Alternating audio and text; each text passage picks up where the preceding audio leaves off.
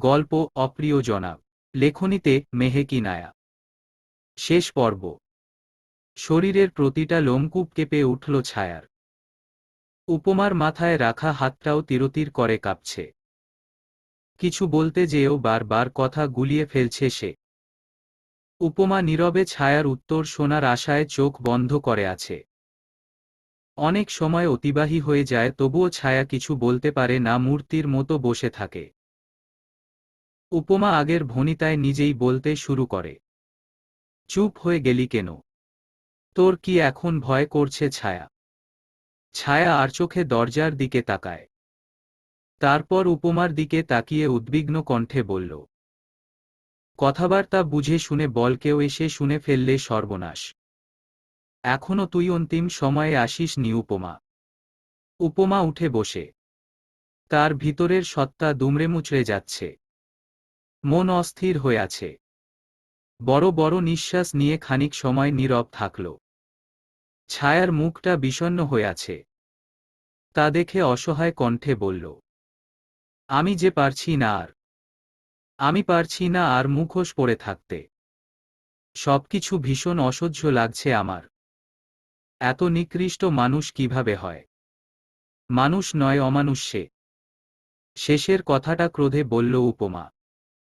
ছায়াও ভীত হয়ে পড়ল উপমার মুখশ্রী দেখে। ঠান্ডা মানুষ রাগলে আসলেই ভয়ঙ্কর হয়ে ওঠে। দীর্ঘশ্বাস নিয়ে ছায়া উপমাকে বলল, এখন যদি তুই হার মেনে পিছনে সরে যাস, তাহলে এইরকম আরও অনেক মেয়ের জীবন নষ্ট হয়ে যাবে রে উপমা। নিজেকে শক্ত রাখো। ভুলে যাস না নিজের অস্তিত্ব।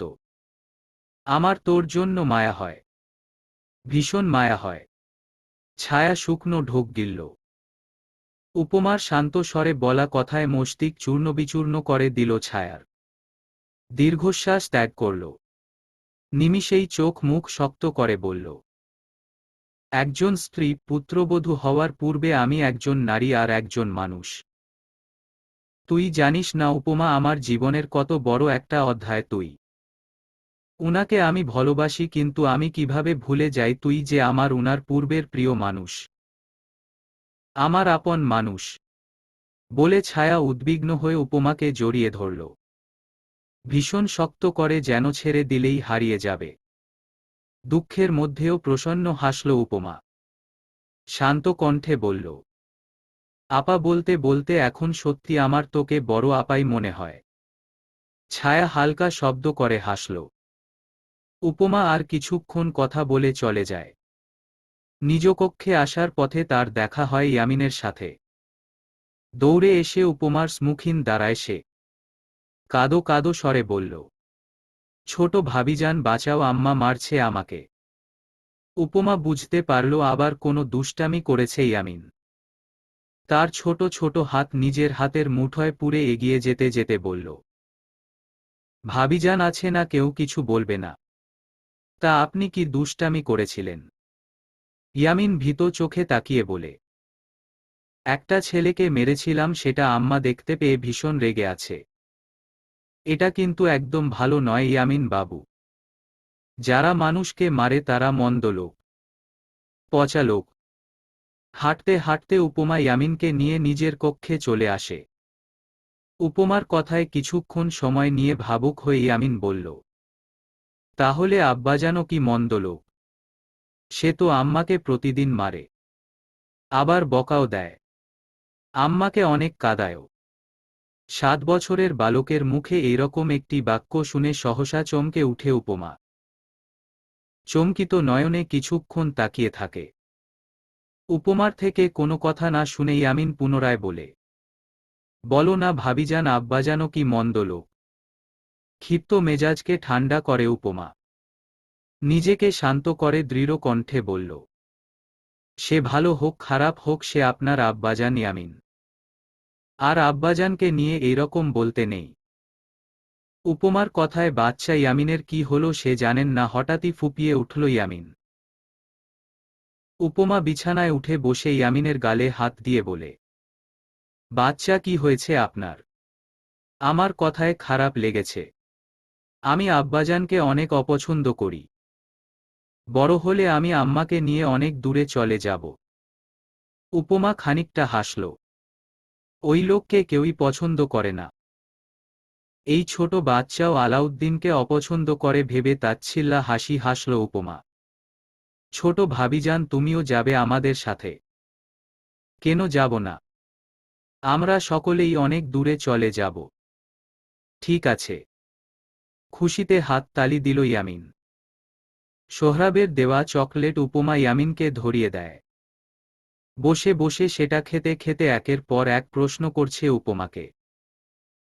উপমা মৃদু হেসে উত্তর দিচ্ছে, আবার তার সাথে মজা করছে। ভাবিজান, আম্মা বলেছেন আমি নাকি চাচা হতে যাচ্ছি। হ্যাঁ, আপনার থেকেও একটা ছোট বাবু আসবে বাসায়। সত্যি? বাবু কি তোমার এখানে? ইয়ামিন উপমার পেট দেখিয়ে কথাটা বলল। উপমা তড়িৎ গতিতে বলে, না, আপনার বড় ভাবিজানের পেটে বাবু। অনেক মজা হবে, আমরা বাবুকেও সাথে নিয়ে যাব। আচ্ছা। পূর্বের আকাশে সূর্য ঢলে পড়েছে বেশ আগে। চারদিকে একেবারে অন্ধকার নেমে এলো। আকাশ গুরুম গুরুম শব্দ তুলে ডাকছে। রসইকক্ষে রাতের রান্না করছিল উপমা। জানালা দিয়ে দেখতে পায় গুড়ি গুড়ি বৃষ্টি পড়া শুরু হয়েছে। বাতাসের দাপটে কাঠের জানালা বারে বারে শব্দ তুলছে। হাত বাড়িয়ে জানালা লাগাতে যাবে সেই সময় তার নজর পড়ে উঠানের দিকে। বৃষ্টিতে ভিজে সোহরাব দৌড়ে আসছে। আজ তো সোহরাবের আসার কথা ছিল না। এই সময় হঠাৎ সোহরাবকে দেখে মুখ কঠিন্য হয়ে যায় তার। কোনোরকম জানালা লাগিয়ে কাজে মন দেয়। গৃহের সদর দ্বারে পা রাখতেই আকাশ কাঁপিয়ে বজ্রপাত ঘটল। মুহূর্তেই বিদ্যুৎ চলে যায়। অন্ধকারে ঢেকে যায় গৃহের প্রত্যেকটা কক্ষ। বৈঠকখানায় এসে অন্ধকারে কিছুই দেখতে পেল না সোহরাব। ফাতু বলে ডাক দিতেই উপমা মোম নিয়ে উপস্থিত হয়। বৃষ্টিতে ভেজার ফলস্বরূপ ক্ষণে ক্ষণে কাঁপছে সোহরাব। বড় বড় নিঃশ্বাস নিচ্ছে। আজ তাকে অন্যরকম লাগছে। আখিজোড়া লাল বর্ণ ধারণ করেছে। কৃষ্ণবর্ণ কায় রক্তিম নেত্রপল্লব। একটু বেশি ভয়ঙ্কর লাগছে তাকে। উপমা বিস্মিত ভণিতায় বলল, আপনি হঠাৎ এই সময়ে আসলেন? কিছু দরকারি ছিল? সোহরাব নিলিপ্ত দৃষ্টিতে তাকিয়ে রইল উপমার পানে। অতঃপর দৃষ্টি সরিয়ে মোম নিয়ে কোনো ভ্রুক্ষেপ না করে সিঁড়ি বেয়ে ওপরে চলে যায়। উপমা স্তব্ধ ভঙ্গিতে দাঁড়িয়ে রইল। মনে তীব্র ভয় ধাক্কা দিচ্ছে তাকে। রাতে আর বিদ্যুৎ আসে না। মোমের ক্ষীণ আলোয় খাওয়া দাওয়া সেরে নেয় সকলে। ছায়ার সাথে একবারও কথা বলেনি সোহরাব। উপমা ছায়া দুজনই বেশ অবাক। তবে সোহরাব কি তাদের কথা জেনে গেল? এত কিছুর মধ্যে উপমাকে আরও চিন্তিত করার জন্য যথেষ্ট ছিল ফাতুর একটি বাক্য। তুলি ভীষণ অসুস্থ। বিছানা থেকেও উঠতে পারছে না। উপমা তাকে দেখে আসে। নিজ হাতে খাইয়ে দিয়ে আসে। মেয়েটা কেমন ভয়ে নেতিয়ে গিয়েছে। অথচ বিকালেও কত স্বাভাবিক ছিল। উপমা আজ আর ছায়ার কক্ষে যায়নি রাতে। সোহরাব গৃহে আছে। যদি তাকে কোনরূপ সন্দেহ করে। বাহিরের বর্ষণ কমার নাম নেই।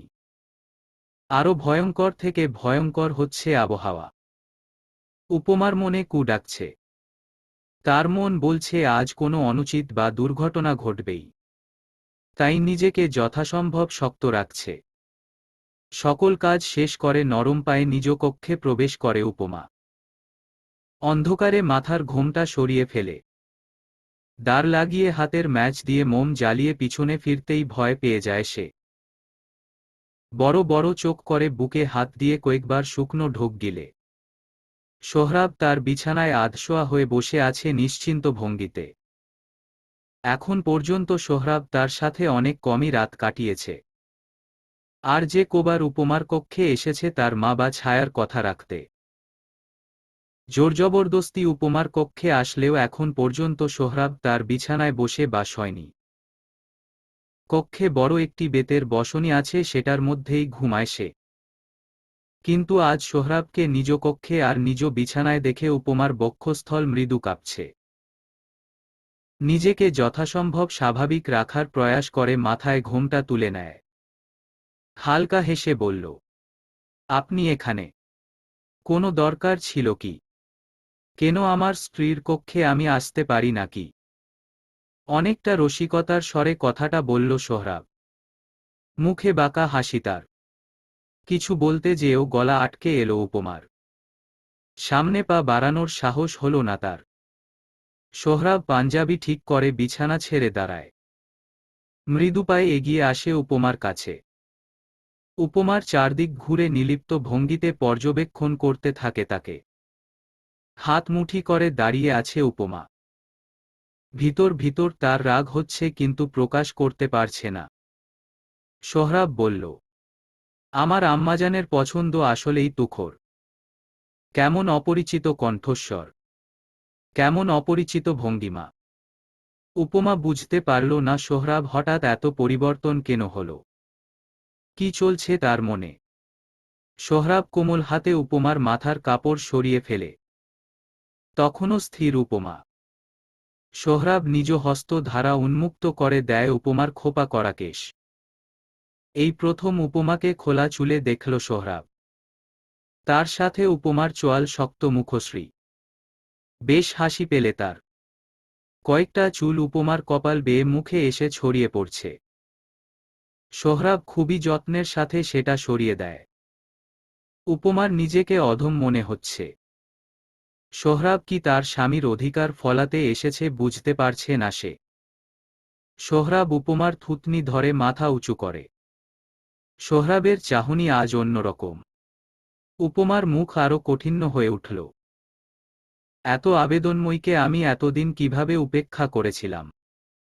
কত নির্বোধ আমি। সোহরাবের ওষ্ঠ উপমার নিকট অগ্রসর হতেই ছিটকে দূরে সরে যায় উপমা। খানিকটা বিরক্ত নজরে তাকিয়ে সোহরাব বলল, কি হল? দূরে সরে গেলেন কেন? আমি একটু অসুস্থ অনুভব করছি। অকপটে জবাব উপমার। শেষে মিথ্যের আশ্রয় নিতে হল তাকে। সোহরাব তাতেও ভ্রুক্ষেপ করল না। উপমা পিছনে ফিরে কক্ষের দ্বার খুলতে উদ্যত হবে তখনই সোহরাব তাকে পিছন থেকে ঝাপটে জড়িয়ে ধরে। অনেকটা ঘাবড়ে গেল উপমা। সোহরাবকে ছাড়ানোর চেষ্টা করল। সোহরাব কোনোভাবেই ছাড়ল না, বরং রুক্ষ কণ্ঠে বলল, অসুস্থের মিথ্যে বাহানা দিয়ে লাভ নেই। ক্রোধে ফেটে পড়ল উপমা। হাতের মোমটা ততক্ষণে জমিনে পড়ে গিয়েছে। সোহরাব তার ঘাড়ে নিজের ওষ্ঠধরের ছোঁয়া বসাতে যাবে সেই মুহূর্তেই উপমা পিছনে ফিরে নিজের সর্বশক্তি দিয়ে শব্দ করে সোহরাবের গালে চড় বসিয়ে দেয়। রাগে কাঁপতে থাকে তার শরীর। অগ্নিমূর্তি হয়ে উঠে তার মুখ। নিলিপ্ত ভঙ্গিতে হাসল সোহরাব। এই চরে তার কিছুই হয়নি। জানালা দিয়ে আসা বজ্রপাতের আলোয় সোহরাব স্পষ্ট দেখতে পেল উপমার রাগী মুখ। বাঁকা হেসে কিছুটা দূরে সরে গেল সে। শান্ত স্বরে বলল, এত ক্রোধ স্বাস্থ্যের জন্য ভালো নয় হুমাশা মির্জা। ফোঁস ফোঁস শব্দ করে শ্বাস ত্যাগ করছে উপমা। শরীরের শিরায় শিরায় জ্বলছে তার। চাপা নিঃশ্বাস ফেলে সোহরাব বলল, চলে যাও তুমি। আকস্মিক উপমা প্রশ্ন করে উঠল, কিভাবে আমার পরিচয় জানলেন আপনি? তোমার ওপর আমার প্রথম দিন থেকেই সন্দেহ ছিল। যেদিন ছোট আব্বা মারা গেল সেই দিন আমার সন্দেহ আরও গাঢ় হয়। শহরে গিয়ে তোমার খোঁজ নেই। ইয়াসার তোমাকে একসাথে কথা বলতে দেখি আমি। তারপর শহরে গিয়ে ইয়াসারের পিছু নিয়ে জানতে পারি তুমি আর ও একসাথে পড়ছ। তুমি শহরে থাকো, গ্রামের মা বাবা তোমার আপন হয়। আরও খবর নিয়ে জানতে পারি তোমার দুইটা জন্ম নিবন্ধন। একটায় নাম হুমাশা মির্জা যেটা সব জায়গায় দেওয়া, আরেকটায় তোমার নাম উপমা উর্মি। উপমা উর্মিতে সবকিছুই ভুল দেওয়া ছিল। একদমে সবটা বলে দেয় সোহরাব। উপমা অবাক হল না, শুধু তাকিয়ে রইল। সোহরাব একটু থেমে আবারও বলল, জমিদার গৃহ থেকে বহু দূরে চলে যাও। যেখানে ছিলে সেখানে চলে যাও। সোহরাবের মুখে এরকম কথা শুনে বিতৃষ্ণায় ভরে উঠল উপমা বুক। অবিশ্বাস নজরে কয়েক পলক তাকিয়ে তাচ্ছিল্যা কণ্ঠে বলল, ভয় পাচ্ছেন আমাকে? দয়া করে বলিয়েন না আপনি আলাউদ্দিন মির্জার সাথে ছিলেন, অথবা আপনি সব জেনেও চুপ করে আছেন। আর যাই হোক, সে আমার জন্মদাতা। শত চেয়েও আমি পারিনি তার বিরুদ্ধে যেতে, আর না চাইব তার কিছু হোক। আর আমি এটাও চাই না তোমার কিছু হোক। আমার প্রিয় একজন মানুষের অংশ তুমি। এভাবে নিজের বাকিটা জীবন নষ্ট করো না। আলাউদ্দিন মির্জা তোমার সত্যিটা জানার পর তোমাকে জীবিত রাখবেন না। উপমা গলা ফাটিয়ে হেসে উঠল উপমা। সোহরাবের কথায় অনেক বেশি মজা পেল সে। সোহরাব চোয়াল শক্ত করে ফেলে। পছন্দ হল না উপমার হাসি। প্রতিশোধের নেশায় জ্বলে উঠল উপমা। প্রিয় মানুষ, সত্যি হুমায়ুদ্দিন মির্জা আপনার প্রিয় ছিল? সোহরাব কিছু বলতে পারল না, চুপ করে রইল। উপমা শক্ত কণ্ঠে বলল, আমি নিজেকে নিয়ে ভয় পাই না। যে অন্যায় করে সে শাস্তি পায়। আপনাকে নিয়ে ছায়ার অনেক স্বপ্ন। আপনি আমার কাজের মধ্যে আসবেন না সোহরাব মির্জা। আমি চাই না ছায়ার অনাগত সন্তান পিতাহারা হোক। অনেক কষ্টে আমি মনস্থির করেছি ছায়ার জন্য হলেও আপনাকে আমি কিছুই করব না। উপমা যেমন নিজের কথায় অটল, তেমনি সোহরাবও একই ভঙ্গিতে বলল, ছায়া আর তার সন্তানের চেয়েও আমার পিতা আমার কাছে বেশি গুরুত্বপূর্ণ। নিজের প্রাণ দিয়ে দিব, তবুও তার কিছু হতে দেব না। উপমা বিস্ময় বিমূঢ়। সে ভুলেই গিয়েছিল যার রক্তই খারাপ সে ভালো কিভাবে হবে। আবার আফসোসও হলো ছায়ার জন্য। এত ভালোবাসার পরিণাম মেয়েটা কিছুই পেল না। ঘৃণায় ভরা চাহনি নিক্ষেপ করে উপমা শুধু একটি শব্দই উচ্চারণ করতে পারল, ছি। সোহরাবের সহ্য হল না উপমার ঘৃণিত ভরা চাহনি। তাই গটগট করে কক্ষ থেকে বেরিয়ে গেল। হারিয়ে গেল রাতের অধারে। উপমা কাপা কাপা পায়ে দাঁড় লাগিয়ে বিছানায় যেয়ে বসে। বক্ষস্থলে ভয়ঙ্কর পীড়া অনুভব হচ্ছে তার। নিঃশ্বাস আটকে আসছে। চিৎকার করে কাঁদতে মন চাইছে তার। তার সকল কষ্টের কারণ ছায়া। পরিবার স্বজন থাকতেও উপমার কাছে ছায়াকে সবথেকে বেশি অসহায় মনে হচ্ছে। যার সব থাকতেও কিছুই নেই। যে স্বামীর কথা ভেবে তার দিন শুরু হয় রাত শেষ হয়, সেই স্বামীর বিন্দুমাত্র চিন্তা নেই তার জন্য। স্ত্রী না হয় পর মানুষ, তবে সন্তান। সন্তান তো নিজের হয়, নিজের অংশের হয়। আর কিছু ভাবতে পারল না উপমা। বিছানায় সোজা হয়ে শুয়ে পড়ে ছায়াকে কিভাবে সবটা বলবে মনে মনে সেটা ভাবতে থাকে। ঘুম আসছিল না, তাই হাঁটতে হাঁটতে উপমার কক্ষে এসেছিল ছায়া।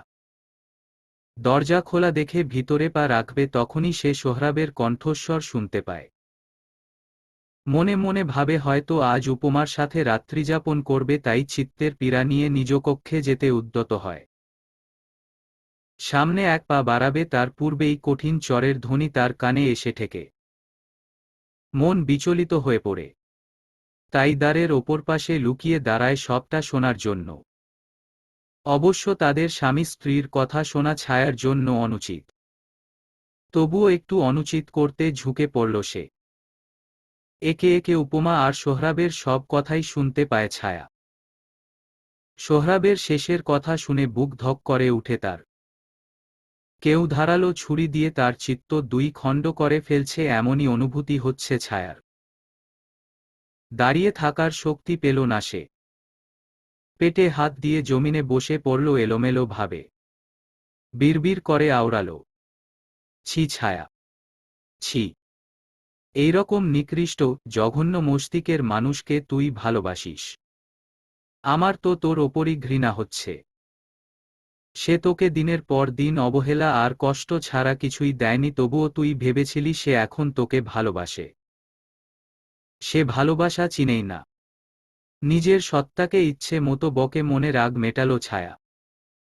সোহরাবের বের হওয়ার আগেই স্থান ত্যাগ করল। আজ ছায়া একটুও কাঁদল না। মনকে অনেক বুঝো দিল। নিজের অনাগত সন্তানের জন্য হলেও তাকে কঠোর হতে হবে। আর সোহরাব সোহরাব করে মরবে না সে। দরকার পড়লে সোহরাবকেই মারবে। চারদিকের ঘন অন্ধকার ধীরে ধীরে মিলিয়ে গেল। ধরণী উজ্জ্বলতায় ভরিয়ে দিল সূর্য। বিভোর ঘুমে অবচেতন ছিল উপমা। বদ্ধ চোখে সূর্যের আলো পড়তেই কিঞ্চিত বিরক্তে মুখ অন্যদিক করে ফেলল সে। সহসা চোখ খুলে ফেলল উপমা। কপাল কুঁচকে বিছানায় উঠে বসল। শাড়ি ঠিক করে দরজা খুলে পুকুর পাড় চলে যায়। মুখ হাত ধুয়ে গৃহে ভিতরে প্রবেশ করে। রসোইকক্ষে আসতেই দেখে ছায়া আর সাইয়েরা রান্না করছে। ফাতুকে একা সবজি কাটতে দেখে টনক নড়ে উঠে উপমার। কিছুটা বিচলিত হয়ে ফাতুকে জিজ্ঞেস করে, তুলি কোথায় ফাতু? কক্ষের ভিতরেই। আমি কাইল রাইতে আম্মাজানের লগে ঘুমাইছি। সকালে তুলিরে ডাকতে গেছিলাম, ওই দরজা খুলে নাই। ছায়া উপমা দুইজন ভীতগ্রস্ত হয়ে একে অপরের দিকে তাকায়। উপমা তৎক্ষণাৎ দৌড়ে তুলির কক্ষের দ্বারের সামনে এসে দাঁড়ায়। কয়েকবার ডাকে। ভিতর থেকে কোনো শব্দ আসে না। এতক্ষণে সকলে এসে জমা হয়েছে তুলির কক্ষের সামনে। উপমা কয়েকজন পুরুষ ভৃত্যদের নিয়ে এসে দরজা ভেঙে ফেলে। কক্ষের ভিতরে প্রবেশ করতে আত্মা কেঁপে উঠল তার। চোখ বড় বড় হয়ে গেল। পাখার সাথে গলায় ফাঁস দিয়ে ঝুলছে তুলি। ছায়া ভিতরে এসে এরকম দৃশ্য দেখে ঠিক থাকতে পারল না। তখনই মাথা ঘুরিয়ে পড়ে গেল জমিনে। উপমা জ্বলন্ত চোখে একবার তুলির মৃত দেহ দেখছে তো একবার ঘাড় বাঁকিয়ে আলাউদ্দিন মির্জাকে দেখছে। সোহরাব লক্ষ্য করল উপমার চাহনি। জেন্ত কবর দিয়ে ফেলবে এমনই তার ভাবভঙ্গি। বাহিরের মানুষদের আর জানানো হল না। তুলির তেমন কোনো আত্মীয় নেই, আবার জমিদার গৃহের মানুষদের নামে দুর্নাম হবে, তাই নিজেরাই কবর দিয়ে দেওয়া হল। এত কিছুর পরও আলাউদ্দিন কিছুক্ষণ চেঁচামেচি করল গৃহের দরজা ভাঙার জন্য। একটা মানুষের প্রাণ যে চলে গেল এতে তার কোনরূপ মাথা ব্যথা নেই। আজ সাইরার রাগ হল স্বামীর ওপর। এতটা নিচু মানসিকতার মানুষ কিভাবে হয়? তাই সবাইকে অবাক করে দিয়ে সবসময় মৌন থাকা ব্যক্তিটি আজ বলে উঠে, এতটাও পাষাণ হইয়েন না। আপনারও মেয়ে আছে। যদি আজ তুলির জায়গায় তারা কেউ এমন করত তাহলেও কি আপনি ওই একটা দরজার জন্যেই চেঁচামেচি করতেন? উপমার চাতক মন খুশিতে নেচে উঠে সাইয়েরার কথায়। তবে সেই খুশি বেশিক্ষণ স্থায়ী হল না। আলাউদ্দিন বৈঠমখানায় সকলের সামনেই সপাটে চর বসিয়ে দেয় সাইয়েরার গালে। তাল সামলাতে না পেরে জমিনে পড়ে যায়। আলাউদ্দিন বিচ্ছিরি কিছু গালি দিয়ে পাশ থেকে মোটা একটি বাঁশের টুকরো নিয়ে সাইয়েরাকে মারতে উদ্যত হয়। মারবে তখনই বাঁশ ধরে ফেলে উপমা। ক্রোধে মাথা তুলে উপমার দিকে তাকায় আলাউদ্দিন। উপমা বাঁশ সহ তাকে ঢেলে দূরে সরিয়ে দেয়। আলাউদ্দিন বিস্ময় হয়ে তাকিয়ে থেকে উপমাকে বলে, তোমার সাহস কত বড় বেয়াদব মেয়ে! আমার কাজে বা হাত ঢুকাও। আপনার সাহস কত বড়, সকলের সামনে ছোট আম্মাকে আপনি এভাবে মারছে! আলাউদ্দিন চিৎকার করে উঠে গর্জে সোহরাবকে বলে, তোমার বউকে এখান থেকে নিয়ে যাও সোহরাব। এই বেয়াদব মেয়েকে আমি দেখতে চাই না। সোহরাব একই ভঙ্গিতে দাঁড়িয়ে রইল। উপমা আলাউদ্দিন থেকেও শত গুণে চেঁচিয়ে বলল, বেয়াদব ভালো, আপনার মতো জঘন্য নিকৃষ্ট লোক ভালো নয়। আলাউদ্দিন উপমাকে চর মারার জন্য হাত তুলতে যাবে তখনই হাত ধরে ফেলে উপমা। দাঁতে দাঁত চেপে বলল, ভুলেও আমার ওপর হাত তোলার সাহস করতে যাবেন না। আমি কিন্তু ভীষণ বেয়াদব। বড় ছোট বিবেচনা করব না, একদম হাত ভেঙে দেব। আলাউদ্দিন ক্রোধে কাঁপছে। সোহরাবের উদ্দেশ্যে বলে, তুমি কি এখনো তোমার বউকে কিছু বলবে না সোহরাব? যদি আমার পুত্র হয়ে থাকো তাহলে এই অসভ্য মেয়ে ঠাটিয়ে দুটো চর লাগিয়ে দেও। সোহরাব তখনও বুকে হাত গুজে গম্ভীর হয়ে দাঁড়িয়ে রইল। উপমা রাগে নিজের হাতের ছুরি খুলে ফেলে। ধপধপ পা ফেলে সোহরাবের স্মুখীন যেয়ে দাঁড়ায়। উপমা সোহরাবকে বলে, শুধু স্ত্রীকে মারতে পারলেই পুরুষ হওয়া যায় না। যে পুরুষ অন্যায় দেখেও মহিলাদের মতো মৌন থাকে তাকে কোনোভাবেই পুরুষের কাতারে ফেলতে পারি না আমি। তারপর হাতের ছুরি দুইটা সোহরাবের হাতে ধরিয়ে দিয়ে চিবিয়ে বলল, একটা আপনি পরিয়েন, আরেকটা আপনার আদরের শ্রদ্ধেয় পিতাকে পরিয়ে দিয়েন। তাহলে যদি আমার চাতক মন শান্ত হয়। কথা শেষ করে উপমা সাইয়েরাকে নিয়ে সিঁড়ি বেয়ে ছায়ার কক্ষে চলে যায়। উপমার যাওয়ার পানে তাকিয়ে তেতো হয়ে উঠল আলাউদ্দিন। ফোঁস ফোঁস করে বলল, এই শিক্ষা দিয়েছিলাম আমি তোমাকে। এভাবে দাঁড়িয়ে স্ত্রীর কথা শোনা আর পিতার অপমান শোনা একজন আদর্শ পুত্রের কাজ নয়। আপনি আর একটি কথাও বলিয়েন না আব্বাজান। আলাউদ্দিন হতবাক। পুত্র তাকেই ধমকাচ্ছে। হতভম্ব হয়ে বলল, তুমি আমার সাথে উঁচু স্বরে কথা বলছ? ওই 2 দিনের মেয়ের জন্য? সোহরাব কিছু বলল না। হাতের চুড়িগুলো ছিটকে দূরে ফেলে দিল। তারও রাগ হচ্ছে।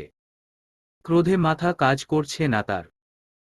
নিজের চুল 2 হাতে মুঠি করে ধরে বলল, উপমা কোনো সাধারণ মেয়ে না আব্বাজান। নিজের ভালো চান ওর সাথে লাগতে যেন না। তুমি বলতে চাইছো এখন আমি একটা মেয়েকে ভয় পাই? মেয়েকে? সোহরাব নিজের রাগ নিয়ন্ত্রণ করতে পারল না। সামনের কাঠের চেয়ারগুলো তুলে ছুঁড়ে ছুঁড়ে দূরে ফেলে দেয়। আলাউদ্দিনও একটু ভয় পেয়ে যায় ছেলেকে দেখে। ভীত হয়ে উঠে তার মন। কম্পিত কণ্ঠে বলল, কে ওই মেয়ে? হুমায়ুদ্দিন মির্জা, আপনার ছোট ভাইয়ের মেয়েও। না চাওয়ার সত্ত্বেও রাগের মাথায় সত্যিটা বলে ফেলে সোহরাব। আলাউদ্দিন শরীরের ভার হারিয়ে ধপ করে জমিনে বসে পড়ে বিড়বিড় করে বলে, হুমাশা। কিন্তু ও জীবিত কিভাবে? ছায়ার জ্ঞান ফিরেছে মাত্রই। উপমা কোনোরকম খাবার খাইয়ে ঔষধ খাইয়ে দেয়। ছায়া কিছু বলছে না, উপমাও চুপ। নীরবতায় কেটে যায় অনেক সময়। বড় নিঃশ্বাস নিয়ে উপমা বলল, আলাউদ্দিন মির্জার সাথে আমার ছোটখাটো দ্বন্দ্ব হয়েছে। কিভাবে? উপমা সবটা বলে। ছায়া পুনরায় চুপ হয়ে যায়। উপমা শুকনো ঢোক গিলে বলে, সোহরাব সব জেনে গিয়েছে। কাল রাতে আমার কক্ষে এসেছিল। উপমা সম্পূর্ণ কথা শেষ করবে তার পূর্বেই ছায়ার কক্ষের দরজায় ঠোকার শব্দ শুনে চুপ হয়ে যায়। কান্নারত্ব মুখে কক্ষে প্রবেশ করে আলাউদ্দিন মির্জা। উপমাকে এমন ভাবে দেখছে যেন কত বছর পর নিজের অতি আপনজনকে দেখছে। উপমাকে বুকে জড়িয়ে ধরে ন্যাকা কান্না করে বলল, ওরে আমার আম্মারে, তুই আমার আম্মা, আমাকে আগে বলিসনি কেন? আমার হুমায়ুদ্দিনের অংশরে। তুই জানোস না সোহরাবের মুখে তোর আসল পরিচয় শুনে আমার মনে হলো আমার ছোট ভাই ফিরে এসেছে। উপমা কিছুই বুঝল না। তার মানে সোহরাব তার পরিচয় বলে দিয়েছে। মনে মনে ভয় পেলেও খুশিই হল উপমা। আলাউদ্দিনের ভালো রূপটা বেশ উপভোগ করছে সে। আলাউদ্দিন উপমার গালে হাত বুলিয়ে দিয়ে বলে, তাই তো বলি আমার আম্মার মতো মুখশ্রী আমাদের বংশেরই তেজ কেন মেয়েটার মধ্যে। আল্লাহ তোরে বাঁচিয়ে রাখুক মা। উপমা ততক্ষণে কিছুই বলতে পারল না। আলাউদ্দিন আরও কিছু বলে চলে যায়। কি ভালো, কি অমায়িক রূপ তার। আলাউদ্দিন যেতেই হেসে ফেলল উপমা। ছায়াও তার সঙ্গী হল। উপমা ধীর কণ্ঠে বলল, কত ভালো চাচাজান আমার। যাক আর অভিনয় করতে হবে না। হ্যাঁ, বিরক্ত হয়ে গিয়েছি আমি। তুই না কি বলতি? ছায়ার কথায় উপমা খানিকটা সময় নিল। তার কি সব বলে দেওয়া উচিত নাকি উচিত না ভাবতে থাকে সে। উপমার মনোভাব বুঝতে পারে ছায়া।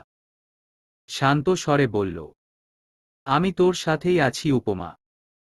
যদি সোহরাবের প্রাণ নিতে হয় তাহলেও পিছু ফিরব না আমি। সোহরাব ও তার পিতার মতো অমানুষের রূপ ধারণ করেছে।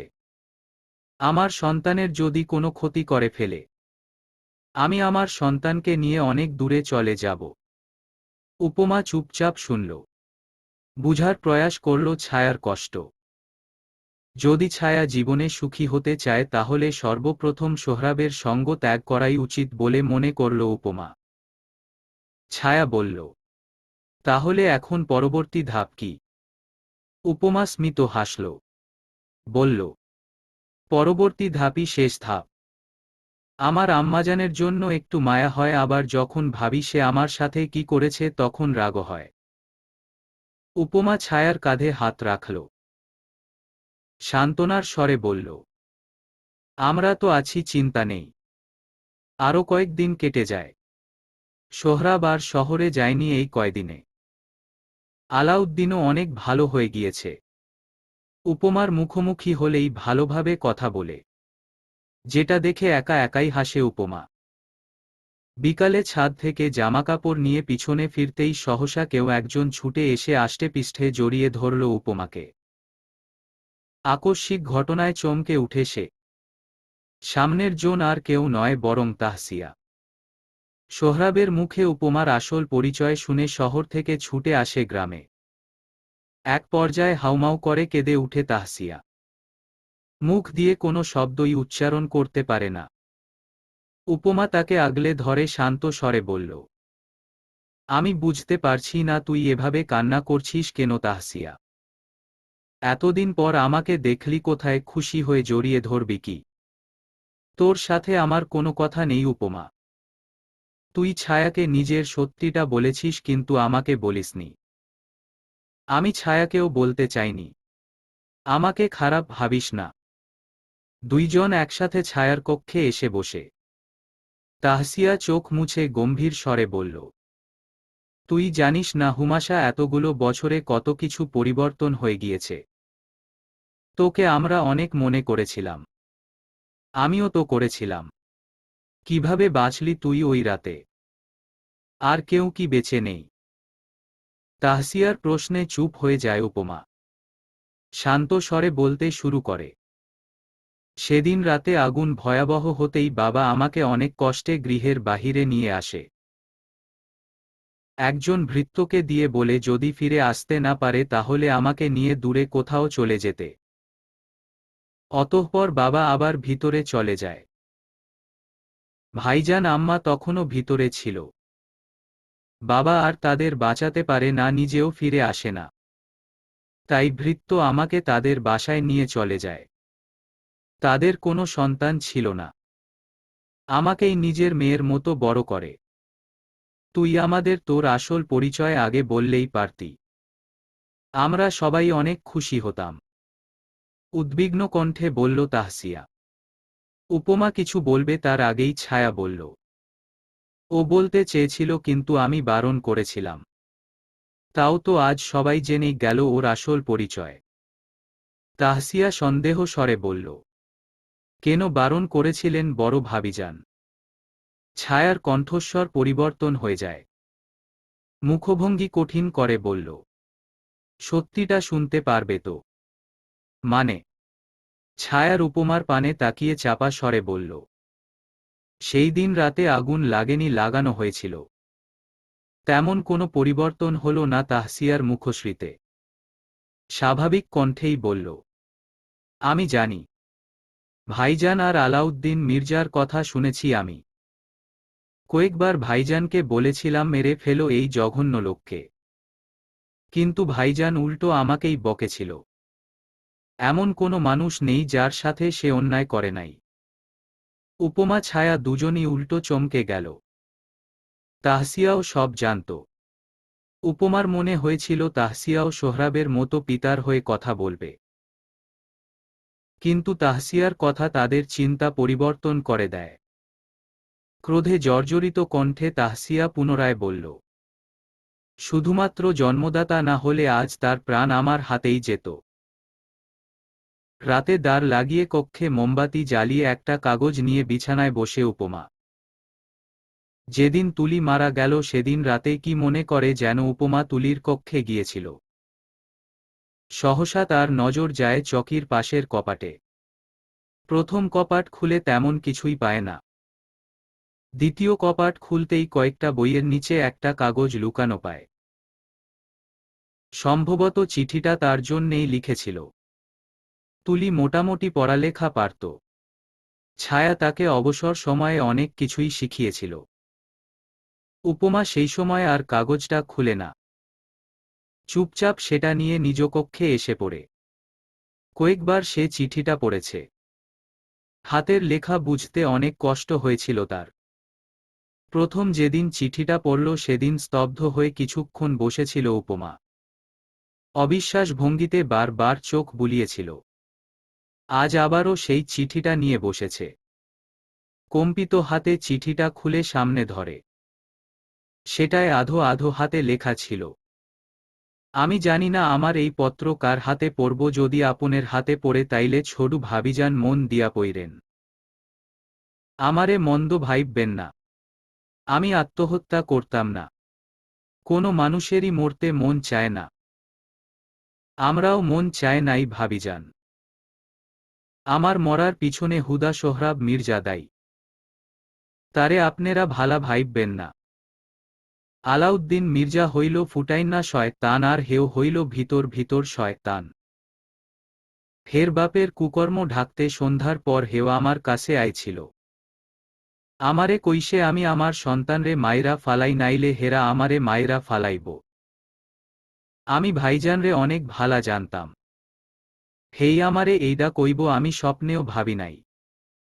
আমি যখন কইলাম আমার সন্তানরে আমি মারুম না, আমি আমার সন্তান রে নিয়ে মেল্লা দূরে চইলা জামু, তখন হেও রাইগা উঠে।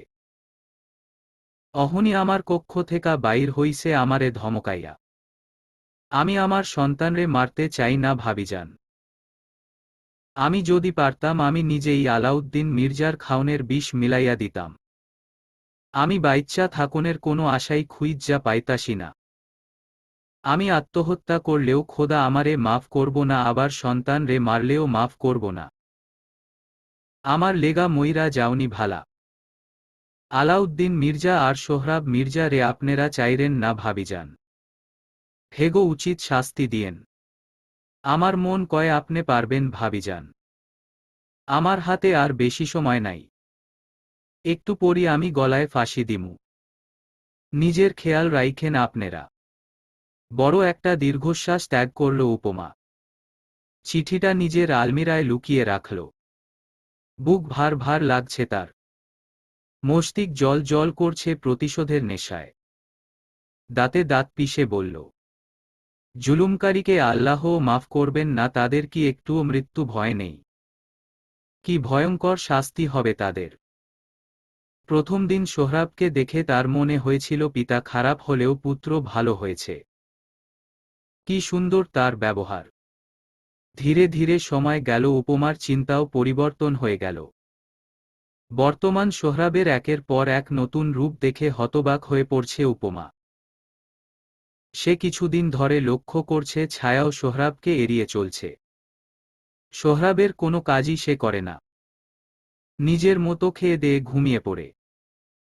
উপমার সাথেও দরকার ছাড়া বেশি কথা বলে না। সোহরাব কেমন যেন চোখে চোখে রাখে তাকে। অনেক দিন ধরে শহরে যায় না। উপমা ধীর পায়ে আলমিরা খুলে একটি কাগজের পুটলি বের করে। ভিতরে কালো রঙের কিছু জিনিস। সেটা হাতের মুঠোয় নিয়ে বাঁকা হাসে উপমা। নিত্যদিনের মতো সকালে ঘুম থেকে উঠে রসইকক্ষে আসে উপমা। সাইয়েরা আগের থেকেই কাজ করছিল। ফাতুকে একা দেখে বুকে পীড়া অনুভব করল উপমা।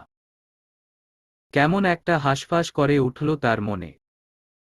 কোনোরকম নিজেকে শক্ত করে মুখে হালকা হাসি ফুটিয়ে বলল, ছোট আম্মা, আব্বাজানের পছন্দের খাবার কি? তার সাথে মন্দ ব্যবহার করে আমার মনটা কেমন যেন উসখুস করছে, তাই ভেবেছি তার প্রিয় কিছু রান্না করে মনকে শান্ত করব। উপমার কথা শেষ হতেই রসইকক্ষে পা রাখে ছায়া। উপমার কথা শুনে কপাল কুঁচকে যায় কিছুটা। সাইরার চোখ মুখ শক্ত হয়ে যায়। অনেকটা বিরক্ত নিয়েই বলল, মাংসের কোরমা আর রুটি তার সবচেয়ে পছন্দের খাবার। ওহ, তাহলে আজ আমি এটাই রান্না করব আব্বাজানের জন্য।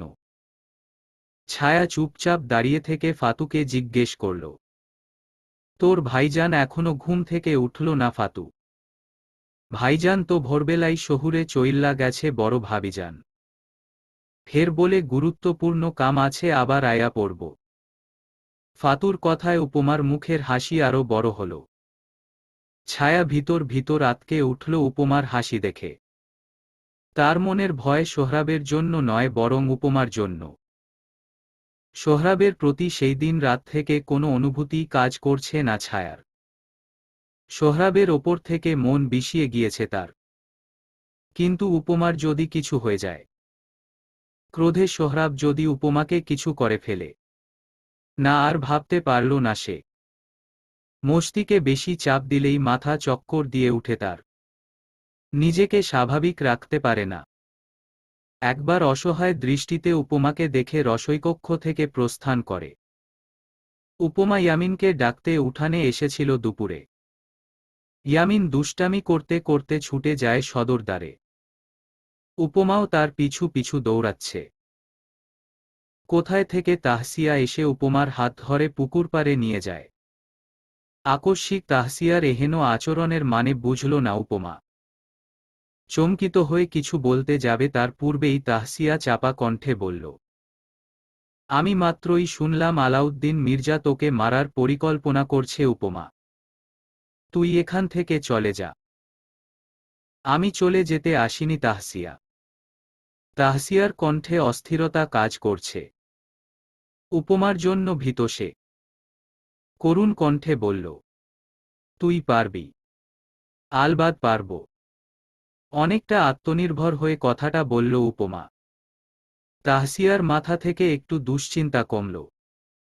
শান্ত স্বরে বলল, তুই যা মন চায় কর।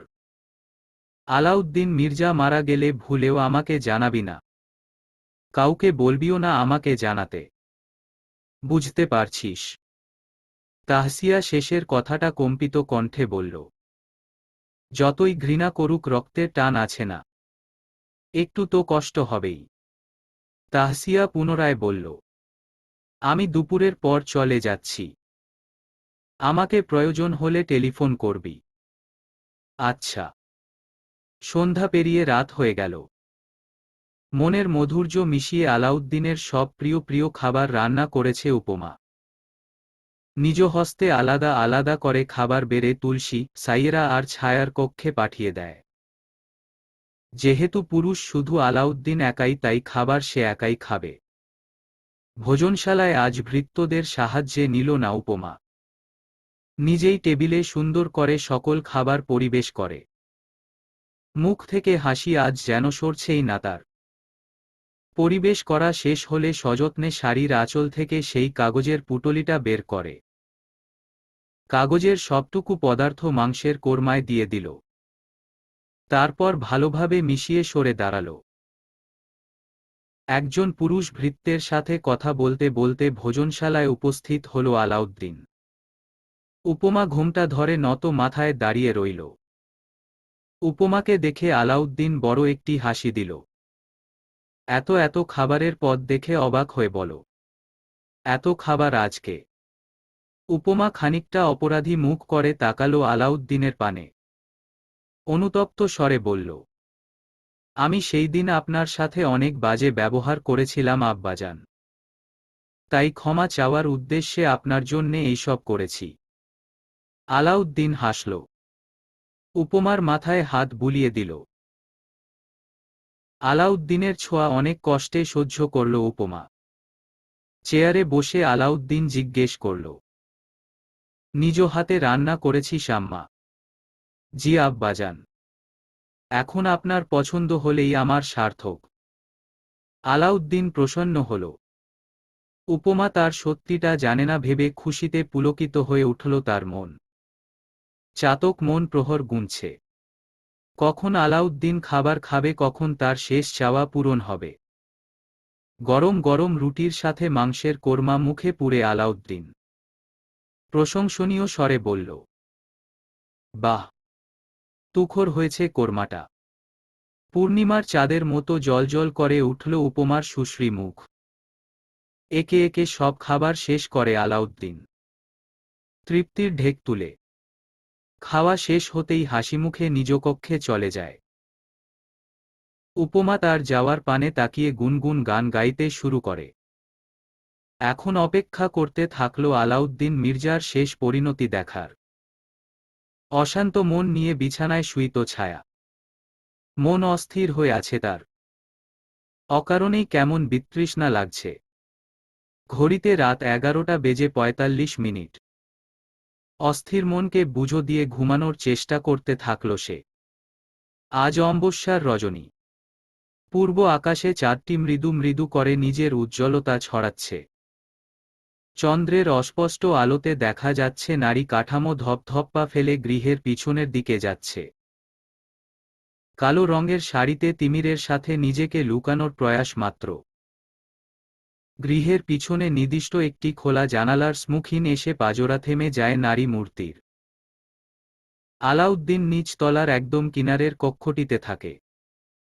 পুকুরপাড়ে এই কক্ষের একটি জানালা আছে। শয়তানের বিনাশ নিজ নয়নে দেখতে লুকিয়ে এখানে এসেছে উপমা। ভাগ্যক্রমে জানালা খোলাই ছিল। আঁচল দিয়ে মুখ ঢেকে জানালার ভিতরে দৃষ্টি নিবন্ধ করে।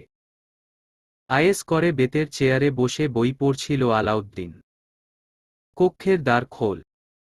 সে সবসময় দ্বার খোলা রেখেই ঘুমায়। এখনো আলাউদ্দিনকে স্বাভাবিক দেখে পিলে চমকে যায় উপমা। কলিজা ধক ধক করছে তার। হঠাৎই বসা থেকে দাঁড়িয়ে যায় আলাউদ্দিন। শ্যামবর্ণ গায়ের রূপ হঠাৎই পরিবর্তন হয়ে যায়। হাতের বই জমিনে পড়ে যায়। উপমার অধীর অপেক্ষার অবসান ঘটল তবে। মুখে বাঁকা হাসি ফুটে উঠল তার। আলাউদ্দিন সামনে পা বাড়াবে তার পূর্বেই ধপাস করে জমিনে পড়ে যায়। বিষক্রিয়ার প্রভাবে জমিনে পড়ে ছটফট করতে থাকে। গলা চেপে ধরে চিৎকার করতে চায় কিন্তু মুখ দিয়ে কোনো আওয়াজই বের হল না। উপমা এই সুন্দর মুহূর্ত সম্মুখীন দাঁড়িয়ে দেখে উপভোগ করতে চাইছে। তাই সে সেখানে থেকে গৃহে ফিরে আসে। ধুরুম ধুরুম পা ফেলে আলাউদ্দিনের কক্ষে উপস্থিত হয়। উপমাকে দেখে একটু আশা পায় আলাউদ্দিন। গোঙাতে গোঙাতে অস্পষ্ট স্বরে বলল, আমাকে বাঁচা মা। আমার শরীর জ্বলে যাচ্ছে। আমার হৃৎপিণ্ড পুড়ে যাচ্ছে। বাঁচা আমারে। উপমা দ্বার লাগিয়ে এগিয়ে গেল আলাউদ্দিনের নিকট। শক্ত চোয়াল মুখশ্রী। আখিজোড়া বেয়ে 1 ফোঁটা 2 ফোঁটা অশ্রু গড়িয়ে পড়ছে তার। এই অশ্রুকণা আলাউদ্দিনের জন্য নয়। অভাবেই আগুনে পুড়ে তোরপাতে তোরপাতে মৃত্যুবরণ করেছিলেন তার বাবা, মা, বড় ভাই। কত কষ্ট হয়েছিল তাদের। জ্যান্ত মানুষ একটু একটু করে আগুনে পুড়েছিল তাদের সম্পূর্ণ শরীর। কি যন্ত্রণাই না হয়েছিল। দুঃখে আর ক্রোধে আলাউদ্দিনের পাশেই বসে পড়ে উপমা।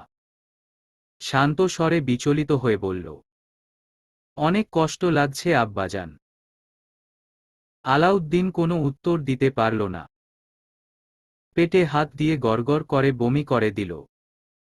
উপমার দুঃখিত মুখের ভঙ্গিমা পরিবর্তন হয়ে গেল। ক্রোধে চিৎকার করে বলল, তুই মানুষ না অমানুষ। তোর খাবারে বিষ মিশিয়ে দিয়েছিলাম আমি। তোর কোনো অধিকার নেই বেঁচে থাকার। আজ তোর জন্যে আমি পিতা মাতা হারা। তোর জন্যে আমি আমার ভাইকে হারিয়েছি। আমাকে এতিম করে দিয়েছিস তুই জানোয়ার। ডুকরে উঠল উপমা। আরেকটু ঝুঁকে বসল সম্মুখীন আলাউদ্দিনের শেষ পরিণতি ভালোভাবে দেখতে। বড় নিঃশ্বাস নিয়ে বলল, আগুন লাগানোর পর সেই দিন তুই এসেছিলি না আমার বাবার কাছে। কি বলেছিলি জানি? ও হ্যাঁ, এই জমিদার বাড়ি তোর। তুই ছাড়া অন্য কাউকে রাজ করতে দিবি না। হুমায়ুদ্দিন মির্জাকে সহপরিবার ধ্বংস করে দিবি। তাদের নাম নিঃশ্বাসও রাখবি না। এটাই তো বলেছিলি। আমার বাবা এত করে বলল আমাদের বাঁচাও ভাইজান, তুই তখন কি করলি? সদর দ্বার লাগিয়ে চলে গেলি। দেখ আজ তোর শেষ পরিণতি দেখ আলাউদ্দিন মির্জা। হুমায়ুদ্দিন মির্জার অংশই আজ তোকে শেষ করছে। জানিস তোর এইরকম করুণ অবস্থা দেখে আমার যে কি শান্তি লাগছে। আমার চিত্তে অনেক বছর পর বর্ষণ নেমেছে আজ। বড় বড় চোখ করে তাকিয়ে আছে আলাউদ্দিন। জোরে জোরে শ্বাস নিচ্ছে, হয়তো কিছুক্ষণের মধ্যেই চিরকালের জন্য পৃথিবীর মায়া ত্যাগ করবে। উপমার আরও অনেক কিছু বলতে মন চাচ্ছিল, কিন্তু কণ্ঠনালী দিয়ে কোনো আওয়াজই বের হল না। কাঁপতে থাকল তার পুরো শরীর। উপমা শেষ বিড়বিড় করে বলল, ওপারে ভালো থাকবেন আব্বাজান। আমার বাবার সাথে দেখা হলে বলবেন আমি তার প্রতিশোধ নিয়েছি। তার হুমাশা সফল হয়েছে। পাগলের মতো বিলাপ পারল কিছুক্ষণ উপমা। ধীরে ধীরে চোখ বন্ধ হয়ে এলো আলাউদ্দিন মির্জার। সারা জীবনের জন্য নিঃশ্বাস ত্যাগ করল সে। উপমা এলোমেলো অবস্থায় উঠে দাঁড়াল। মুখে তার হাসি, অথচ চোখ দিয়ে নোনাজল গড়িয়ে পড়ছে। বিধ্বস্ত অবস্থায় কক্ষের বাহিরে আসে। কাপা কাপা পায়ে পুকুর পাড়ে যেয়ে রাতের আধারে কিছুক্ষণ সাঁতার কেটে নিজের কক্ষে যেয়ে ঘুমিয়ে পড়ে। অন্ধকারে আচ্ছন্ন রাতের পর এক উজ্জ্বল সকাল এলো উপমার জীবনে। বাহিরে মানুষের কান্না আর বিলাপের শব্দে সুন্দর ঘুমটা ভেঙে যায় তার। হাত পা ছড়িয়ে বিছানায় উঠে বসে। মুখে তার সুন্দর একটি হাসি।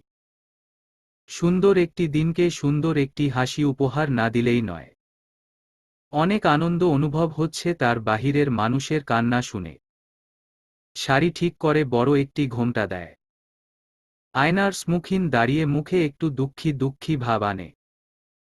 গ্লাস থেকে এক ফোঁটা পানি নিয়ে চোখে ছিটিয়ে নকলি অশ্রু বানিয়ে নেয়। কোমর দুলিয়ে হেঁটে দ্বারের সামনে এসে দাঁড়ায়। দরজা খোলার চেষ্টা করে, বুঝতে পারে ওই পাশ থেকে কেউ তার কক্ষের দরজা লাগিয়ে রাখছে। ভ্রু কুঁচকে যায় উপমার। তার কক্ষের দরজা কে লাগাতে যাবে? কেনই বা লাগিয়েছে? এইরকম নানান প্রশ্ন ঘুরপাক খেতে থাকে উপমার মস্তিকে। গ্রামের জমিদার হার্ট অ্যাটাক করে মারা গিয়েছে শুনে সকলে জমিদার গৃহে এসে উপস্থিত হয়। আশেপাশের গ্রামের লোকরাও আসে। সকলেই আপোষস করল। কেউ কেউ দুঃখিত হল। শুধু গৃহের মানুষদেরই কোনো দুঃখ কষ্ট নেই। তুলসী অসুস্থ মানুষ। এটা শোনার পর আগের ভঙ্গিতেই বিছানায় পড়ে রইল। সাইয়েরার নিলিপ্ত ভঙ্গি। অনেক চেয়েও এক ফোঁটা অশ্রুও তার চক্ষু থেকে বের হল না। ইয়াসার এসেছে। ছায়াও মূর্তি হয়ে দাঁড়িয়ে আছে তাহেরার কাছে। তাহেরা, তুলিকা, তার না কান্না করছে। তাহেরা আব্বাজান বলে চিৎকার করছে। সোহরাব অনুভূতিহীন। ভোরে গৃহে আসে সে। ছায়া জেগেছিল তখন। সোহরাব পিতার কক্ষে যেতেই জমিনে পড়া পিতার বীভৎস মরাদেহ দেখতে পায়। চিত্ত কেঁপে উঠে তার। আর্তনাদ করে উঠে। ছায়াও দৌড়ে আসে। আলাউদ্দিনকে দেখে বমি করে দেয় সে। সোহরাব সবটা লক্ষ্য করে বুঝতে পারে তার পিতাকে বিষ দেওয়া হয়েছে। আর এটা কে করেছে সেটাও বুঝতে পারে সোহরাব। সেই মুহূর্তে জ্বলে উঠা ক্রোধ দমিয়ে রাখে। গ্রামের সবাই যদি জানতে পারে আলাউদ্দিনকে বিষ দিয়ে মারা হয়েছে, তাহলে বিষয়টা আরও জটিল হয়ে যাবে। পুলিশও আসতে পারে তদন্ত করতে। তাই সোহরাব হার্ট অ্যাটাক বলে বিষক্রিয়ার কথাটা লুকিয়ে ফেলে। ছায়া সোহরাবের মৌনের পরিণাম বুঝতে পেরে দৌড়ে উপমার কক্ষের দ্বারে তালা লাগিয়ে চাবি নিজের বিছানার নিচে রেখে দেয়। যাই হয়ে যাক, আজ সে উপমার কক্ষের চাবি দেবে না। সোহরাবকে উপমার কোনো ক্ষতি করতে দিবে না। আলাউদ্দিনকে গোসল দিয়ে নিয়ে যাওয়া হয় কবরস্থানে। উপমা আর নিজের কক্ষ থেকে বের হতে পারল না। তার ভীষণ ইচ্ছে ছিল আলাউদ্দিনের মৃত দেহ সকলের সামনে দেখার। দিন পেরিয়ে রাত হয়ে গেল। কবর দিয়ে সকলে ফিরে আসলেও সোহরাব মাত্রই গৃহে এসেছে। এলোমেলো পায়ে সদর দ্বার পেরিয়ে ভিতরে প্রবেশ করে। সকলে যার যার কক্ষে। হঠাৎ সোহরাবের মনে পড়ে উপমার কথা। মস্তিষ্ককে ধপ করে আগুন জ্বলে উঠে।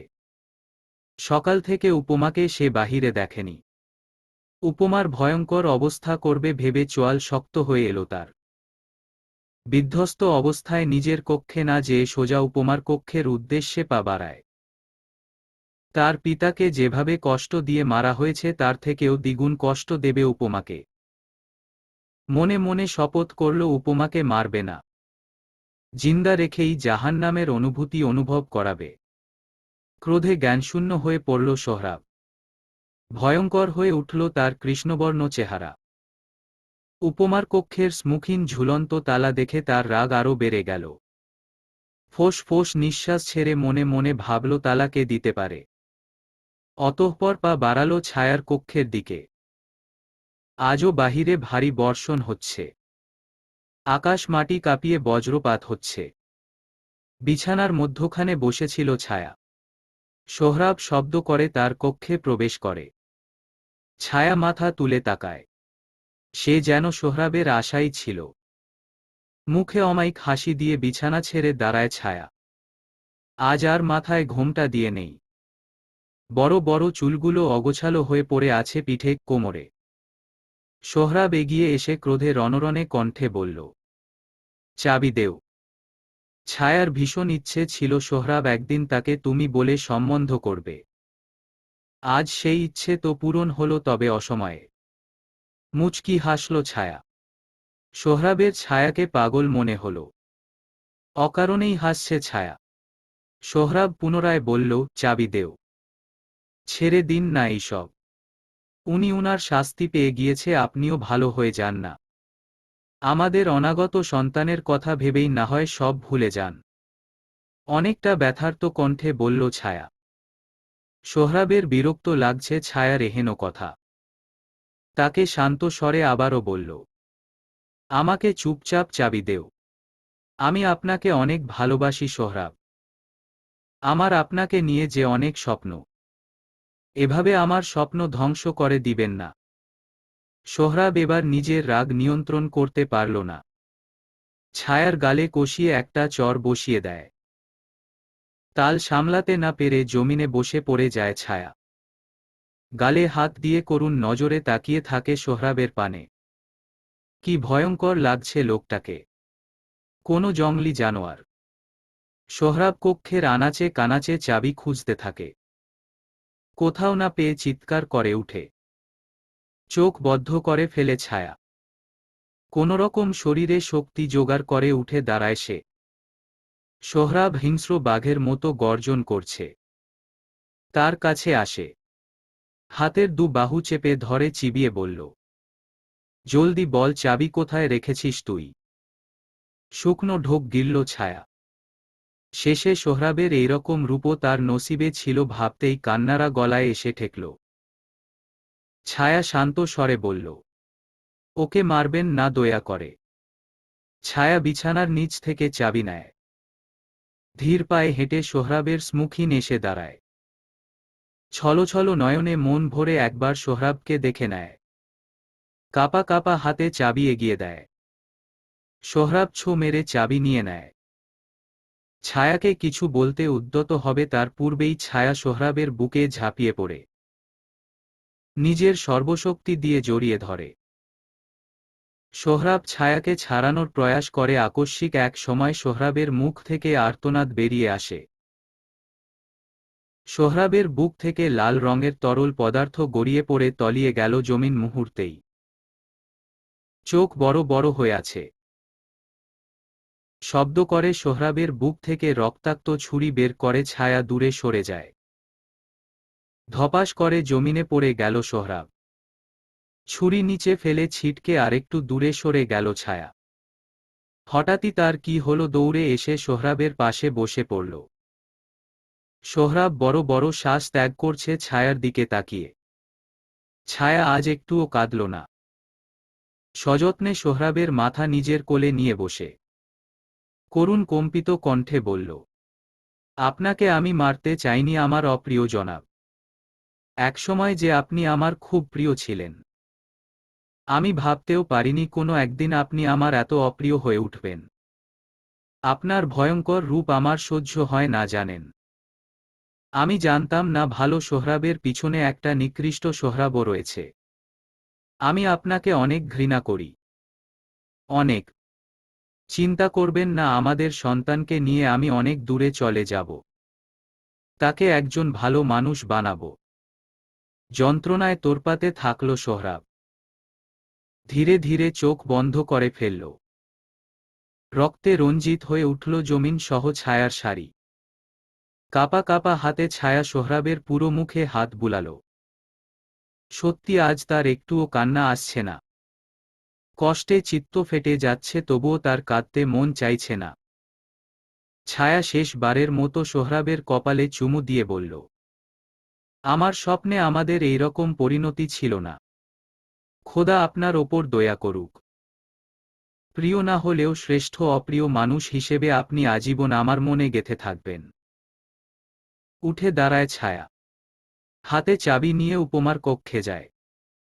দরজা খোলার সাথে সাথেই উপমা বসা থেকে উঠে দাঁড়ায়। ছায়াকে দেখে ধক করে উঠল তার বক্ষস্থল। বিচলিত হয়ে ছুটে যায় ছায়ার কাছে। শাড়িতে রক্ত দেখে আত্মা কেঁপে উঠে তার।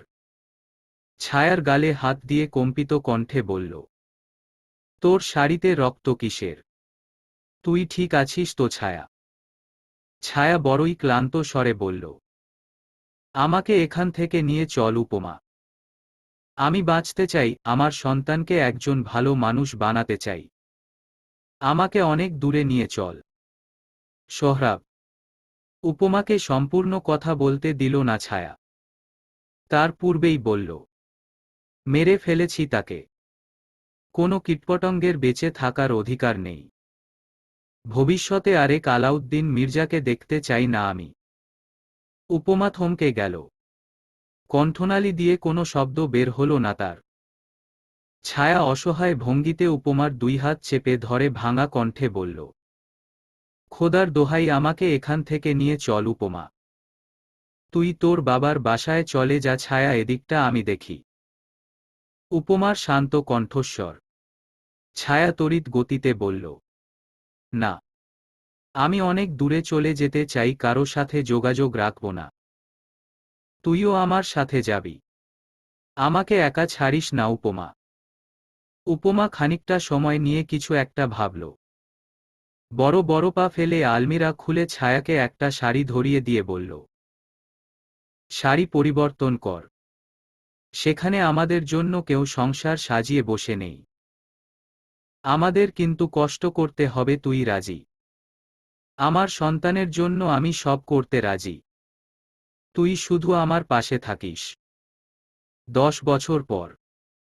Suhaib Mirza stand up. পঞ্চম শ্রেণীর ক্লাস চলছিল। হঠাৎ ম্যামের কথায় সবাই চুপ হয়ে যায়। এই ম্যামকে সবাই ভীষণ ভয় পায়। কেমন রাগচণ্ডা। সবসময়ই এই ম্যামের মুখে রাগ লেগেই থাকে। শ্রেণীকক্ষে উপস্থিত কয়েকজন বালক বালিকা আস্তে আস্তে বলল, সোহাইব আজ গিয়েছে। আজ না ম্যাম, ওকে ওর আম্মুকে নিয়ে আসতে বলেছিল।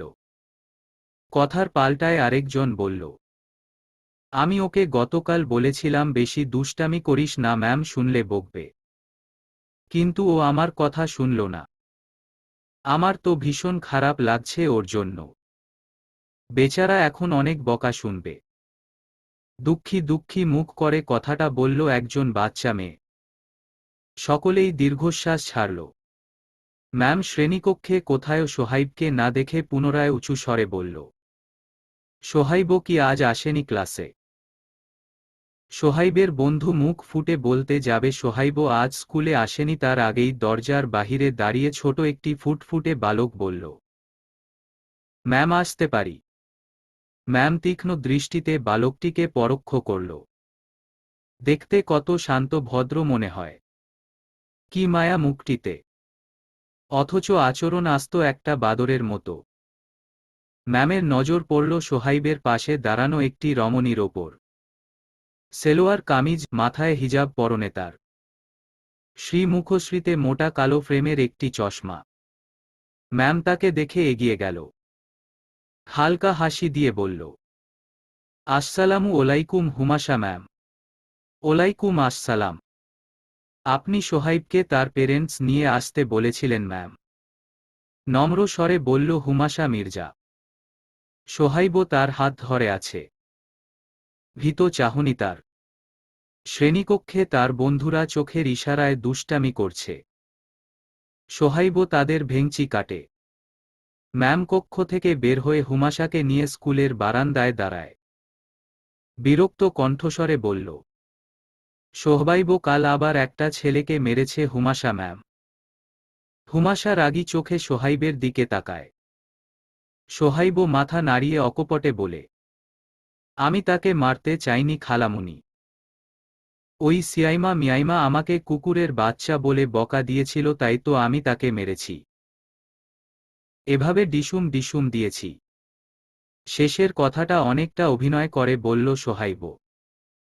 হুমাশা তার দিকে একটু ঝুঁকে গালে হাত দিয়ে বলল, বাবা, এভাবে কাউকে মারতে নেই। সে তোমাকে বকা দিয়েছিল, তুমি ম্যামকে বলতে পারতে। এভাবে তাকে মেরে তুমি কিন্তু খালামুনিকে অপমানিত করছো। দুঃখী দুঃখী মুখ করে ফেলে সোহাইব। মাথা নত করে কাদো কাদো কণ্ঠে বলে, সরি খালামুনি, আর করব না এমন। আমার সোনা বাচ্চা, তোমার সাথে কেউ বাজে ব্যবহার করলে তুমি ম্যামকে বলবা, না হয় আমাকে বলবা। ঠিক আছে, ঠিক আছে। সোহাইব কানে হাত দিয়ে ম্যামের দিকে তাকায়। অনুতপ্ত স্বরে বলল, ম্যাম, আপনাকেও সরি। ম্যাম মৃদু হেসে সোহাইবের মাথা হাতিয়ে দেয়। তারপর হুমাশাকে বলে, আপনার ভাগ্নেটা এমন, তার সাথে আমি রাগ করে বা উঁচু স্বরে কথাই বলতে পারি না। দেখলেই মুখের দিকে তাকিয়ে থাকতে মন চায়। হুমাশা স্বচ্ছ হাসল। আগলে ধরল সোহাইবকে। ম্যাম পুনরায় বলল, আপনি কলেজে আসছেন না কেন ম্যাম? আপনার ছাত্রছাত্রীরা আমাকে আপনার কথা জিজ্ঞেস করে। একটু অসুস্থ, কিছুদিন ধরে সুস্থ হলেই আসব। আরও কিছুক্ষণ কথা বলল দুইজন, অতঃপর হুমাশা সোহাইবকে নিয়ে বেরিয়ে গেল। আজ তাদের অনেক স্পেশাল একটি দিন। চলন্ত রিকশায় বসে সোহাইব বলল, খালামুনি দেখো কি সুন্দর ফুল। আম্মু অনেক পছন্দ করবে। হুমাশা মুচকি হাসল। রিকশা থেকে নেমে পড়ল দুইজন। ফুল বিক্রেতাকে বলল ফুল দিতে। সোহাইব আশেপাশে তাকিয়ে মানুষজন দেখছিল। সহসা তার নজর পড়ে সামনে তাদের দিকেই অগ্রসর হওয়া কয়েকজন ছেলে আর মেয়ের দিকে। কপাল কুঁচকে ফেলে ছোট বালক বিড়বিড় করে বলল, উড়িমা, আমার না হওয়া বাবা তো তার হাতির মতো বন্ধুদের নিয়ে এদিকেই আসছে। সোহাইব জলদি লুকিয়ে পড়ল হুমাশার পিছনে। হুমাশা সামনে তাকাতেই ফিক করে হেসে উঠল। তার বন্ধুদের দল এদিকেই আসছে। আস্তে আস্তে একজন যুবক বলে উঠল, প্রফেসর, হুমাশাকে তো এখন দেখাই যায় না। তা আমাদের ভয় আবার ঘরের ভিতর লুকিয়ে থাকে নাকি? হুমাশা গাল ফুলিয়ে তাকিয়ে থাকল তার দিকে। নিদ্রান আর শহিফা নামক দুইজন হাসতে হাসতে এগিয়ে হাসল হুমাশার কাছে। শহিফা জড়িয়ে ধরল হুমাশাকে। উৎকণ্ঠে বলল, কেমন আছিস জান? কতদিন পর দেখা হলো। ভালো ছিলাম না, বাদরদের সাথে দেখা হয়ে ভালো হয়ে গেলাম। নিদ্রান হুমাশার মাথায় চাপড় মারল। এই দুইজন হুমাশা ওরফে উপমার কলেজের জীবনের বন্ধু। এখনও তারাই তার বেস্ট ফ্রেন্ড। আরও কয়েকজন ছিল, সবার সাথে কথা বলল। নিদ্রানের এক পর্যায়ে নজর পড়ল ছোট সোহাইবের দিকে। তাকে টেনে নিয়ে আসে হুমাশার কাছ থেকে। দুই গাল চেপে দিয়ে বলল, মাই চ্যাম্প, মায়ের মতো গোলুমলু হয়ে যাচ্ছ দেখি। সোহাইব বিরক্ত হল। মুখ ফুটে কিছু বলল না। নিদ্রান হুমাশার হাতে ফুলের তোড়া দেখে জিজ্ঞেস করে, ফুল কার জন্যে? কেমন প্রেমিক পুরুষ তুই বেটা! প্রিয়তমার জন্মদিন মনে রাখিস না? আসলে ভুলে গিয়েছিলাম, অপরাধী স্বরে বলল নিদ্রান। সোহাইব তখন ফট করে বলে ফেলল, যাও যাও আঙ্কেল, তোমার মতো মনভোলা লোকের সাথে আম্মুর বিয়ে দেব না। সকলে একসাথে হেসে উঠল সোহাইবের কথা শুনে। হুমাশা সবাইকে বলল সন্ধ্যার পর তাদের বাসায় আসতে। ছোটখাটো আয়োজন করেছে।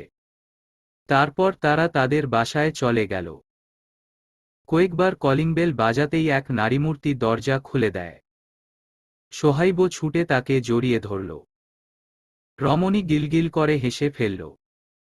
হুমাশা তাকিয়ে দেখতে থাকল মা ছেলেকে।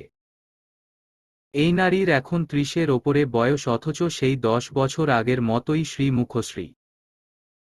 হুমাশা মনে মনে হাসল আর বলল, এনার সৌন্দর্য আর কমবে না। ওহে সোহরাব মির্জা, তুমি বড়ই দুর্ভাগা। এত সুদর্শন নারী তোমাকে জান প্রাণ দিয়ে চাইল, অথচ তুমি সর্বদা তাকে উপেক্ষা করেই গেলে। হুমাশা হালকা কাশির নাটক করতেই সোহাইব মাকে ছেড়ে দেয়। ছায়া উঠে দাঁড়ায়। সোহাইব আর হুমাশা মিলে ফুলের তোড়া এগিয়ে দেয় ছায়ার নিকট। বড় একটি হাসি উপহার দিয়ে দুইজন একসাথে বলল, শুভ জন্মদিন সোহাইবের আম্মু। ছায়া গালে হাত দিয়ে কিছুক্ষণ তাকিয়ে রইল। অতঃপর হাসি মুখে ফুলের তোড়া নিয়ে বলল, ধন্যবাদ আমার প্রিয় মানুষ। ক্লান্ত হয়ে নিজের কক্ষে আসে হুমাশা। মাথার হিজাব খুলে শান্ত হয়ে বসে বিছানায়। ঠান্ডা মস্তিকে ভাবতে থাকে সেই দিন রাতের কথা। সেই দিন রাতে আর কোনো দিক ভাবে না হুমাশা। দরকারি কিছু জিনিস সাথে নিয়ে ছায়াকে নিয়ে বেরিয়ে পড়ে জমিদার গৃহ থেকে। ছায়ার কাছে মোটামুটি ভালো অঙ্কের টাকাই ছিল। সেগুলো নিয়ে তারা ঢাকায় চলে আসে। হুমাশা তার ফ্ল্যাটে আসে। বিয়ের পূর্বে সে যেখানে থাকত সেখানে এসে তার জমানো কিছু টাকা পয়সা ছিল। তার পালিত বাবার কিছু জমিজমা ছিল। তার পড়াশোনার জন্য সেগুলো বিক্রি করে টাকা এনে দিয়েছিল তাকে। সেই টাকা নিয়ে তারা অন্য জায়গায় চলে যায়। হুমাশার বন্ধু বান্ধব তাদের অনেক সাহায্য করে। নিদ্রান বড়লোক বাপের একমাত্র ছেলে। ছায়াকে প্রথম দিন দেখেই মন দিয়ে ফেলে তাকে। পাগল প্রেমিক হয়ে উঠে চোখের পলকে। সেই তাদের থাকার ফ্ল্যাট খুঁজে দেয়। হুমাশা টিউশন করতে থাকে, কোনোরকম নিজের পড়াশোনা স্টার্ট করে। নিদ্রান, শহীফা টাকা দিয়েও তাদের অনেকভাবে সাহায্য করে। ছায়াও বাচ্চা হওয়ার পর টুকটাক ছাত্রছাত্রী পড়াত। বেচারা নিদ্রান ছায়ার সবটা জেনেও তাকে অনেক ভালোবাসে। কয়েকবার প্রপোজও করেছিল। শেষে একবার ক্রোধে ছায়া তাকে চড় মারে। অনেক কান্নাকাটি করে, বলে তারা যাতে শুধু বন্ধু হয়েই থাকে, এর বেশি কিছু না। সে আর কোনো সম্পর্কে জোড়াতে চায় না, নিজের ছেলেকে নিয়েই থাকতে চায়। এভাবেই দিন চলে যায়। পড়াশোনার শেষ পর্যায়ে নিদ্রানের সাহায্যে হুমাশা কলেজে প্রফেসরের জব পেয়ে যায়। তারপর আর সে ছায়াকে কিছু করতে দেয়নি। ছায়ার কাজ শুধু সোহাইবকে দেখাশোনা করা আর তাদের জন্য রান্না করা। কয়েকটা বছর দুর্দিনের পর এখন তাদের জীবনে সুখের শেষ নেই। জমিদার গৃহের আর কারো সাথে কোনরূপ যোগাযোগ রাখেনি। ইয়াসার, তাহসিয়ার সাথেও না। ছায়াও তার পরিবার স্বজনের সাথে যোগাযোগ করেনি। নিদ্রান এখনও একতরফা ভালোবাসে ছায়াকে। ছায়ার সমবয়সী হওয়ার সত্ত্বে এখনও বিয়ে করেনি। ছায়া তাকে রিজেক্ট করেছে, এতে তার একটুও আপোষস বা ক্ষোভ নেই। ভালোবাসলে পেতেই হবে, এটা ভুল। দূরের থেকেও ভালোবাসা যায়। সন্ধ্যার পর হুমাশা আর সোহাইব মিলে তাদের ঘরের ড্রয়িং রুম সুন্দর করে সাজায়। ছায়াকে ঘরবন্দি করে রাখে তখন। হুমাশা নিজ হাতে বাহারি রকমের খাবার রান্না করে, যেটার ঘ্রাণে তাদের পুরো ফ্ল্যাট মৌ মৌ করছে। সোহাইব তাকে টুকটাক সাহায্য করছে। কিছুক্ষণের মধ্যেই উপস্থিত হয় হুমাশার বন্ধুগণ। নিদ্রান চোরা চোখে প্রেয়সীকে খুঁজতে থাকে। শহীফা হুমাশাকে পরিবেশন করতে সাহায্য করে। ৭-৮ জন মিলে হুমাশাদের ফ্ল্যাট মাতিয়ে নিয়েছে একদম। সোহাইব দরজা খুলে মাকে নিয়ে আসে। লাল রঙের শাড়ি পরিহিত ছায়াকে দেখে চিত্ত ধক ধক করতে থাকে নিদ্রানের। ছায়া খুশিতে পুলকিত হয়ে উঠল। ছেলের গালে চুমু খেল। কেক কাট করল। সোহাইব হুমাশা একসাথে নাচল। হুমাশার সকল বন্ধুরা একে একে ছায়াকে গিফট দিল। সবকিছু দেখে ছায়া হাসতে হাসতে শেষ। সবার গিফট দেওয়া হলে নিদ্রান আসে। ছায়ার হাতে গিফট ধরিয়ে দিয়ে মৃদু স্বরে বলে, অনেক সুন্দর লাগছে তোমাকে। ধন্যবাদ নিদ্রান। নিদ্রান মাথার পিছনে হাত দিয়ে মুচকি হাসল। এত খুশির মধ্যে ছায়ার মনে পড়ল তার অপ্রিয় পুরুষটির কথা। তার জীবনে গুরুত্বপূর্ণ 3টে পুরুষ। তার বাবা যে সারাজীবন একটা পুত্রের আশার তাকে অবহেলা করে চলেছে। তার স্বামী ছিল এক পুরুষ, যে তাকে সারাজীবন দুঃখের সাগরে ভাসিয়ে রাখত। আর এখন তার পুত্র, তার জানের টুকরা, যে তার হাসি খুশি থাকার কারণ। তাকে কিভাবে খুশি করবে, কিভাবে হাসাবে, সেই মনস্থিরেই থাকে। সবকিছুর ঊর্ধ্বে ছায়ার শ্রেষ্ঠ পাওয়া হুমাশার মতো একজন বেস্ট ফ্রেন্ড অথবা বোন। এই মানুষটার জন্যেই সে এখন এখানে আছে। তার এই সুখনীরের মূলই হুমাশা মির্জা। যদি আজ হুমাশা না থাকত তাহলে হয়তো সে কখনোই সুখী হতে পারত না। হুমাশাকে সে বলেছিল আরেকটা বিয়ে করে নিতে, কিন্তু হুমাশা তাকে বলেছিল আমি আমার পরিবার পেয়ে গিয়েছি আর বিবাহ করব না। প্রতিউত্তরে ছায়া আর কিছুই বলতে পারে নাই। মনে মনে দীর্ঘশ্বাস ত্যাগ করল ছায়া। হুমাশা, সোহাইব উঁচু স্বরে ডাকছে তাকে। কি সুন্দর সবাই মিলে নাচছে, কত হাসি খুশি সকলের মধ্যে। হুমাশার জন্যে ছায়াও কতগুলো ভাইবোনের মতো বন্ধুবান্ধব পেয়েছে। সোহাইব দৌড়ে এসে মাকে টেনে নিয়ে যায় সকলের মধ্যে। হুমাশা, শহিফা, নিদ্রান, সোহাইব, বাকি সকলে ছায়ার চারপাশে গোল গোল ঘুরে গানের সাথে নাচতে থাকে। ছায়ার মুখ থেকে হাসি সরছেই না। সকলের আড়ালে চোখ দিয়ে 2 ফোঁটা অশ্রু গড়িয়ে পড়ে তার। এটা যে সুখের অশ্রু। বিড়বিড় করে বলল, মাশা আল্লাহ, আমার স্বপ্নের সংসার। কারো নজর লাগুক, খোদা আমার মানুষ দুইজনকে এভাবেই সবসময় হাসি খুশি রেখো। আমার সকল সুখ তুমি তাদের দিয়ে দিও। সমাপ্ত। গল্প অপ্রিয় জনাব। লেখনীতে মেহেকি নায়া।